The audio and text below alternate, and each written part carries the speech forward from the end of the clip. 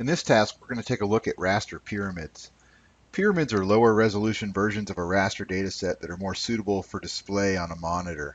Without pyramids, the computer will attempt to render each and every pixel in a raster dataset, whether the computer monitor can display all that detail or not. Having pyramids greatly decreases the time it takes to render a raster on screen. So here I have QGIS Desktop open with the clip DEM from task 1. And to check whether my raster has pyramids or not, I'll go to the Layer Properties and click on the Pyramids tab. On the right-hand side are the available resolutions for pyramids, and the red X indicates that none of these pyramids are built, so I can see that my raster dataset does not have pyramids at this time. Conveniently, this is also the place where I can build pyramids if I like. So pyramids can be embedded within the raster file itself, so that actually built into a GeoTIFF, for example, or it can be an external file. And generally, it's safer to build them externally since this doesn't alter the original data set.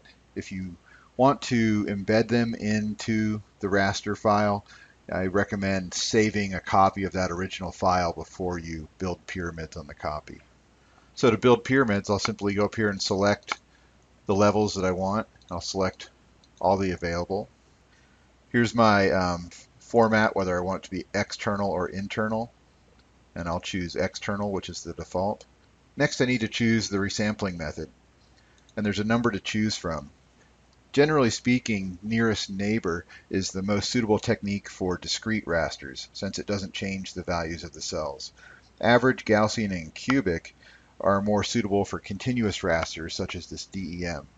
These techniques will cause some smoothing of the data, and they may result in some values that are beyond the original data range, but generally for pyramids, that's not an issue. So I'm going to choose cubic. Then I simply click the Build Pyramids button. The red X's have gone away. It's built the pyramids. This is a pretty small data set. And actually, this data set is small enough that you may not notice an improvement in drawing speed. However, this improvement can be really dramatic for large rasters, especially those that are over 100 megabytes or even gigabytes in size. I'm going to switch to the Metadata tab. And now you can see under Dimensions, these are my pyramid levels. So this also is another place you can check to see if pyramids are built, and it'll display the pixel resolution of the various pyramid layers you have built. So I'll click OK. Now I'm going to bring up a file browser to see the external file that was built.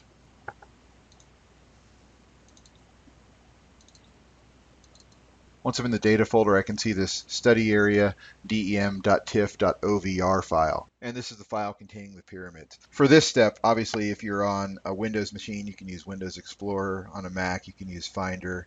And on Linux, use something like Files to get to your file system and see this file that's created by building pyramids. So in this lab, you focused on preparing raster data so that it seamlessly covers a study area, and you also learned how to build pyramid files for a raster dataset.